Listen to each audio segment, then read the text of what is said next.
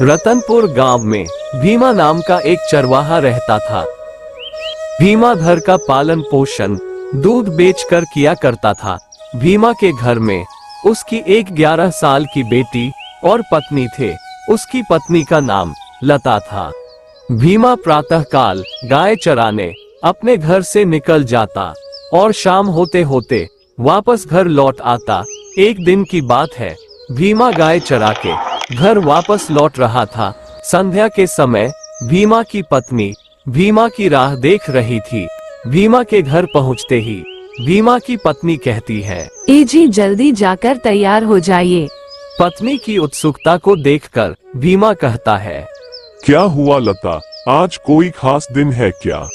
आज राजकुमार का जन्मदिन है और राजा ने पूरे गांव वालों को दावत पर बुलाया है। जाइए जल्दी जाकर तैयार हो जाइए। हाँ हाँ लता, इतनी जल्दी भी क्या है। भीमा घर के अंदर जाने ही वाला होता है, तभी एक बूढ़ी औरत वहाँ आ जाती है और चिल्ला कर कहती है, ओए दूध वाले, जरा 2 लीटर दूध देना। आज मैं राजकुमार के लिए मिठाइयाँ बनाकर महल ले जाऊंगी। भीमा बूढ़ी औरत को दूध दे देता है। माँ जी, इसमें 5 लीटर दूध है, आपको जितनी मिठाइयाँ बनानी है बनाइए, बाकी बचा दूध मुझे लौटा दीजिएगा। ठीक है, मैं तेरा हिसाब कल करूंगी, आज थोड़ी जल्दी में हूँ। और बुढ़िया वहाँ से चली जाती है। भीमा जैसे ही घर के अंदर जाने के लिए मुड़ता है, उसकी बेटी और पत्नी तैयार होकर उसके सामने खड़े रहते हैं। क्या देख रहे हो जी, लग रहे हैं ना हम माँ बेटी झकास। भीमा हंसते हुए कहता है, हाँ हाँ क्यों नहीं, लगता है तुम दोनों को महल पहुँचने की बहुत जल्दी है।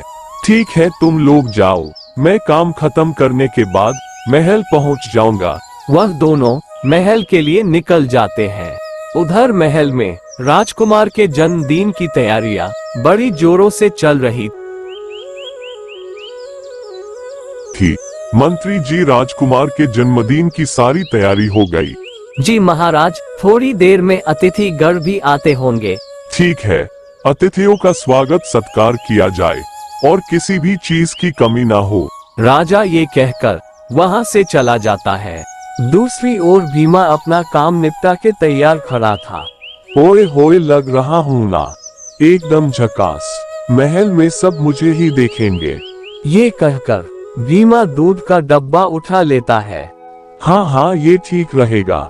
मैं राजकुमार को 5 लीटर दूध का डब्बा दूंगा, जिसे देखकर राजकुमार मुझे बोलेगा, भीमा तुम तो हो झक्कास। अब भीमा भी महल के लिए निकल जाता है। महल का रास्ता जंगल से होकर गुजरता था। भीमा उस सुनसान जंगल में चला जा रहा था। इस जंगल में मुझे जंगली जानवरों से सतर्क रहना होगा। मैंने तो ये भी सुना है कि वह मन ही मन में कुछ ना कुछ बदबदाते हुए जंगल में चला जा रहा था। तभी कुछ लोगों की हंसने की आवाज सुनाई देती है। ये आवाजें कहाँ से आ रही है? भीमा उन आवाजों का पीछा करते करते एक गुफा के पास पहुंच जाता है। आवाजें तो थोड़ी देर पहले इस गुफा से ही आ रही थी। वह अपने आप से ये सवाल कर ही रहा होता है। तभी कुछ लोग उस गुफा से बाहर आते हैं। उनके हाथों में सोना चांदी से भरा थैला होता है। भीमा ये सभी दृश्य देखकर हैरान रह जाता है। तभी उनका सरदार गुफा के सामने खड़ा होकर भड़ाम बूरूम भड़ाम शब्द का उच्चारण करता है। उसके ये कहते ही गुफा का दरवाजा बड़े बड़े पत्थरों से बंद हो जाता है। वह लोग फिर वहां से चले जाते हैं। उनके जाने के बाद भीमा गुफा के पास जाता है। ये लोग कौन थे और इस गुफा में क्या है? वह बहुत उत्तेजित हो रहा था। भीमा गुफा के सामने खड़े होकर वह मंत्र बोलता है जो सरदार ने गुफा का द्वार बंद करते वक्त बोला था, भड़ाम भीरीम भड़ाम। उसके ये कहते ही गुफा का द्वार खुल जाता है। भीमा धीमे धीमे कदमों से गुफा के अंदर प्रवेश करता है। गुफा के अंदर बहुत अंधेरा था।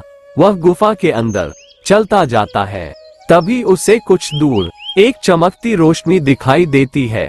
वह उस रोशनी की तरफ बढ़ता चला जाता है।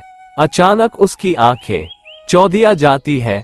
वह गुफा सोना चांदी हीरे मोती से लबालब भरा हुआ था। भीमा को अपनी आंखों पर विश्वास नहीं हो रहा था। क्या ये सब कोई सपना है? क्या मैं सपना देख रहा हूँ? वह खुशी से बोल पड़ता है।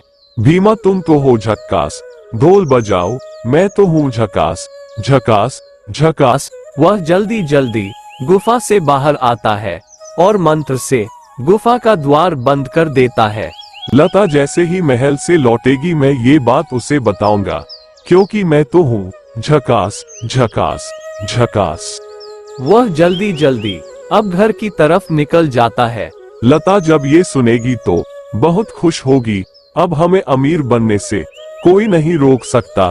भीमा ये सभी बातें सोचते हुए तेजी से घर की तरफ चला जा रहा था। अंततः वह घर पहुंच जाता है। कुछ देर बाद भीमा की पत्नी और बेटी भी घर आ जाते हैं। भीमा ये सभी बात अपनी पत्नी को बताता है।